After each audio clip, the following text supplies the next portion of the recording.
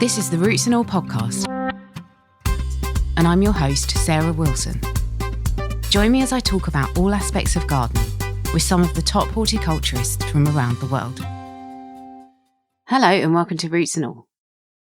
This week my guest is Julian Ives, founder of Dragonfli Limited, a company specialising in taking biological controls, which have been more commonly used in professional growing environments, and bringing them to home gardeners.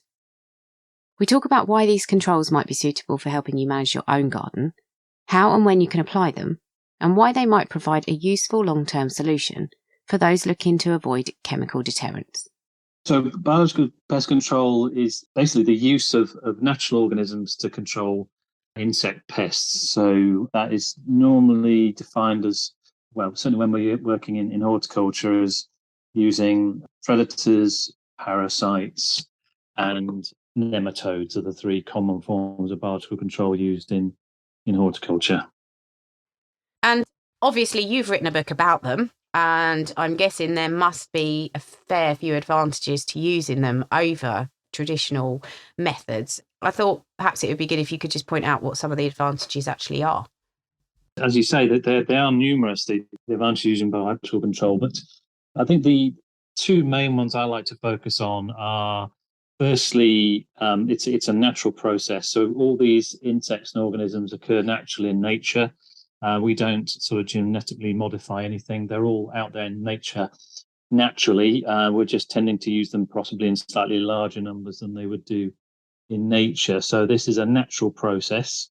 And one of the advantages of that natural process is the target insect basically has no way of defending itself. So the insect can't defend itself against being eaten or parasitized, whatever the mode of action is that the biocontrol uses. So they're very effective and they're very natural, and they provide a natural alternative to the use of insecticides. And that's the other big plus of biological control, that it provides an alternative to the use of synthetic insecticides. So insecticides are generally, not all of them, but generally man-made ingredients, and they're very bad for the environment. And also, they are not actually very effective. So with an insecticide, the insect that's been used against eventually does build up resistance to it. So the more you use insecticide, the more resistant that the insect pests become against it. So it is more efficient using biocontrol than insecticides. I guess nothing is perfect. Is there anything that you need to look out for in terms of drawbacks of using them? I suppose that there is, if you sort of Googled it and went on the internet and things, you might find bad examples of biological control. For instance, things like myxomatosis in rabbits and other things have been introduced to countries when they shouldn't have been introduced. But in horticulture, they're very regulated. So we're not allowed to introduce biological controls that are going to cause a problem in the environment. If you have, for instance, a non-native species of a particular insect introduced into the wrong environment, that could cause a problem. But that doesn't happen in our sector because it is regulated. That's interesting. So if you had the potential for a predator to kind of escape into the wild, as it were, and then run riot through the countryside, obviously you are doing tests, but I guess the tests can't be exhaustive. How long would you monitor that kind of organism for to check that it was okay and it wasn't going to have any detrimental effects? And how do you do that exhaustively? Well, firstly, most of the insects we work with are native. So the general rule of thumb is that in the UK, we try and work with native insects. Occasionally, pests come along that we haven't got a solution for. And these are often pests which have come into the UK through global warming or through the movement of plants in international plant trade. So they're not native pests to the UK anyway. So we have to come up sometimes with non-native solutions. And the process really is monitored and governed by DEFRA. So it is a government guideline and government rules that we have to follow. And the general rule is, if the insect we want to introduce in the UK can't survive a UK winter or an English winter, I say English because the devolved authorities have different rules per country. So they would talk about England. If that insect is proved that it can't survive an English winter, then that makes it more likely that DEFRA, if we talk about England, will issue what we call a release license. So we can get a license for introducing that particular biological control for a particular pest. And it's normally issued just for controlled environments. So it's areas like glass houses, where there is a control over the release anyway, because it's a confined environment. We don't often get release licenses for sort of a general release into nature as such. It's generally in a glass house situation. And yeah, there are tests carried out over a number of years with actual bioproducers proving that particular insect will not survive an English winter. And do you happen to know what the standard is for an English winter, what they classify it as? Well, it's really just judging whether that insect survives, so that they will carry out experiments in controlled environments and experiments with various temperatures. And I don't have the temperature range in my head, but they will test whether that insect can survive that temperature range. And if it can, then obviously the license won't get released. But I haven't got to hand or in my head particular details and temperature ranges. But generally, it would be things like frosts. And if an insect could survive a freezing or a frost situation, would determine whether it's able to survive. Yeah, I mean, that in itself is an interesting thought, because obviously the weather is changing such a lot at the moment, particularly in the south of England. So yeah, interesting. It is. It's a sort of hot subject, really, because on one side you have the sort of invasion of non-native insects happening all the time. Things like box tree moth have come into the UK very quickly over the last few years, and we don't have any solutions for it, other than sort of nature adapting to those pests. And there's lots of other examples of non-native pests arriving. And do you take the view that you have to bring in the non-native controls, or do you keep those out? It's a difficult subject to know the right answer. Very tricky, I imagine, to navigate. Is there any chance of these insects that you introduce causing damage in their own right to plants, or even if not necessarily the plant that they've brought in to kind of, in quotes, protect, but other plants that might be in the vicinity? No, they're not. They're totally targeted on the insect pest, or a range of insect pests that they're being introduced against. We would never introduce something that would actually harm plants or feed on plants. That's a definite no. No. Thinking about that, then, I guess there are going to be different types of insects and organisms that could be used to control unwanted insects. Do you break those down into categories? Yeah, with certain insect pests, you sometimes need more than one control. So you may find that you're using several different predatory mites, for instance, or combination of predatory mites and little parasitic wasps, or even with nematodes as well. So it's not as simple as having one insect for one pest. Sometimes you need several insects to control different stages of the life cycle of the pest. And yeah, it's how to categorize those is really pest by pest, really. Okay. I'm assuming then, next question was, how many applications might you need of a particular thing? Is it a general rule of thumb that you'd need to apply the controls once a year, or do most things that you're trying to control have multiple breeding cycles, for example? That's a good question. I mean, this is where we differ vastly from sort of traditional insecticide treatments, because normally, people would come along and spray their insecticide and expect things to drop dead, and that's job done. It's very different with biological control. What we're trying to do is we're trying to build up a sort of ecosystem of beneficial insects to kill the bad insects.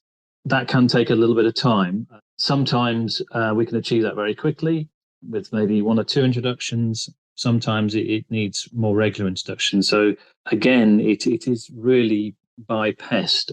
The exception to the rule would probably be with the use of nematodes. Nematodes are sometimes quite quick acting, so sometimes we can just get away with one application of a certain insect pest. But generally, with biological control, you would need to apply more regularly than you would do, say, with the use of insecticides. And is there any merit to thinking longer term about the ideal conditions for your biological control species, so that you might establish a population of them or provide the correct ecosystem for them to thrive even after you've done your applications?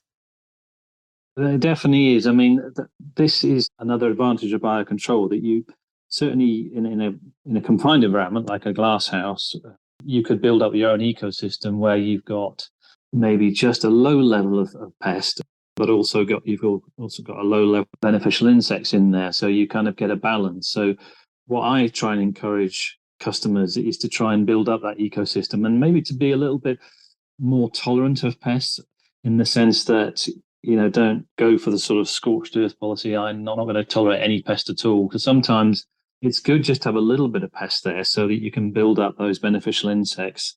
And then if you get to a point where you've got a nice balance, then you've got a good ecosystem working, and you can maybe just reduce biological controls if you get a flare up of a new pest or a certain pest goes out of balance, which sometimes happens with different temperatures. So you may find there's a period of warm weather and a particular pest increases, and you might need to top up the beneficial insects. But generally, the ideal scenario is to build up an ecosystem where you've got beneficial insects acting on their own and alongside a little bit of pest. When I was learning horticulture, there was an awful lot of books on the subject and information about various things that might trouble your plants. And I think I was absolutely terrified because on reading these books, I thought, oh God, the first sign of black fly, I've got to get rid of it, or white fly, or red spider mite. And I was actually terrified. And I thought, God, I really need to deal with these things before they get out of hand. And then as I became more relaxed and more experienced as a gardener, I realised that actually a lot of things don't get out of hand and they don't have long-term detrimental effects on your plants. And especially as a kind of domestic grower, there's lots of things that I can let go and that I know that they will sort themselves out, or they, as you say, there'll be a problem one year, maybe not so much the next year. But are there any pests that you really can't ignore to any degree that you just think actually you need to get a hold of that, because otherwise it is going to cause you a very big problem? Certain pests are very, very fast breeding. For instance, if you get aphids in the summer months, they do need acting upon very quickly because they reproduce so rapidly that you need to take action very quickly to try and bring the population down, particularly when we're using beneficial insects, because they need a little bit of time to build up.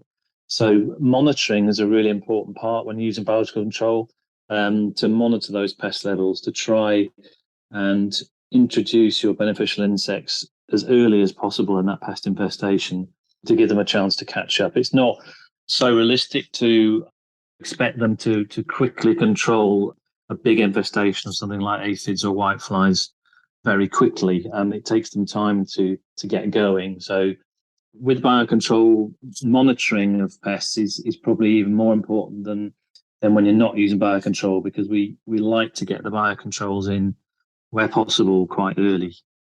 I mean, I think I've always been scared to cause any harm to, well, most things, well, actually all things I leave alone, but I understand not everyone's as laid back as me. But I did wonder how targeted are the controls? And I'm thinking about things, for example, like nematodes that target caterpillars.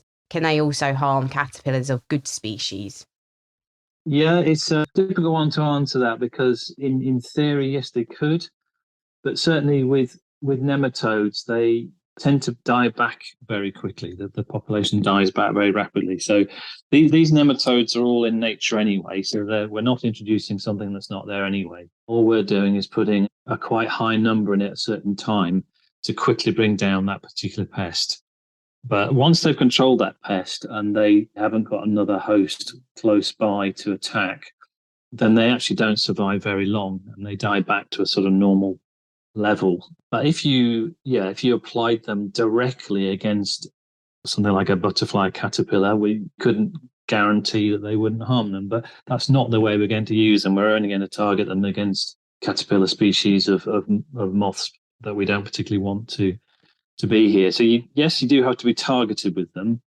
But I don't think with nematodes, especially, there is a danger that they will sort of expand and become a permanent threat to other species of caterpillar that we don't want them to attack. And that's certainly something that organisations like DEFRA have studied in the past, to make sure that that's not going to be a problem. I think some people have preconceived notions that you need to have, especially if you're, for example, taking nematodes again, when you order them, you need to be fairly quick acting with them once they've arrived. You might need to keep them in the fridge. Some people, I think, maybe have the notion that they need to be deployed indoors and in relatively high temperatures.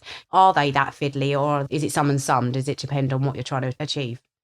It does depend on what you're trying to achieve. I think with biological control generally, it is easier to use indoors. So in glass houses and in conservatories, polytunnels, that type of thing, because you have that confined environment and you can monitor and control that environment easier and keep the insects where they need to be. It's a bit more difficult outside because you don't really know where these insects are going to move to, and you can't influence any things like temperature very easily. So generally, biocontrol inside is easier, but outside that is the new area, if you like. So we can use them quite easily outside in certain situations. And again, going back to nematodes, they are the best example of that. So nematodes are now very commonly used against things like slugs and vine weevils and even leather jackets and chafer grubs and turf now. And they are used very commonly now outdoors and used very well. And in fact, if you take the example of leather jackets and chafer grubs, there are actually no chemical options for gardeners, even if they didn't want to use nematodes. All those chemicals have now been withdrawn. So the only option they can do is to use nematodes. So although we've got less of an armory, if you like, for outdoor use, there are certain pests and certain bios that are very effective outdoors.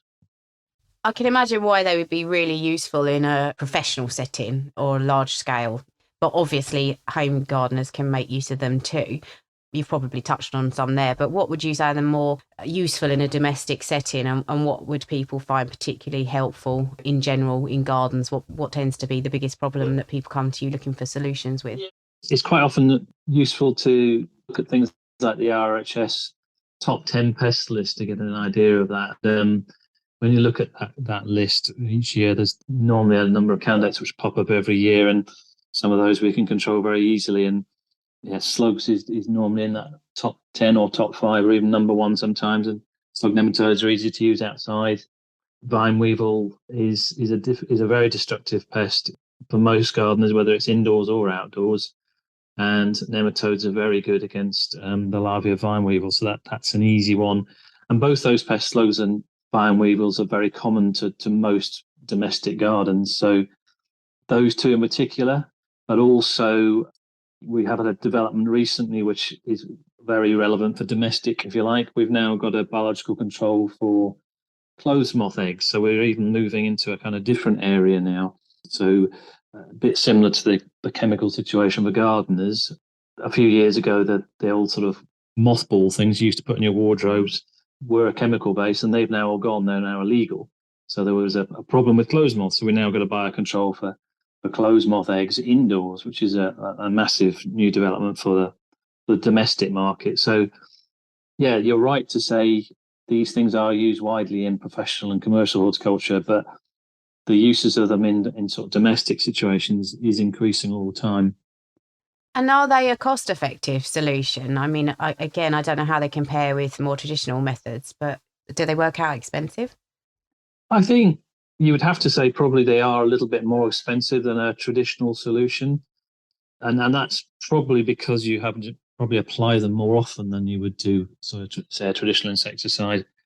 But I would argue that they're more effective. So actually, if you looked at it in terms of effectiveness, I don't think the cost is more. But if you just compared the cost of a sort of bug gun to a pack of nematodes, you'd probably find the nematodes did look more expensive.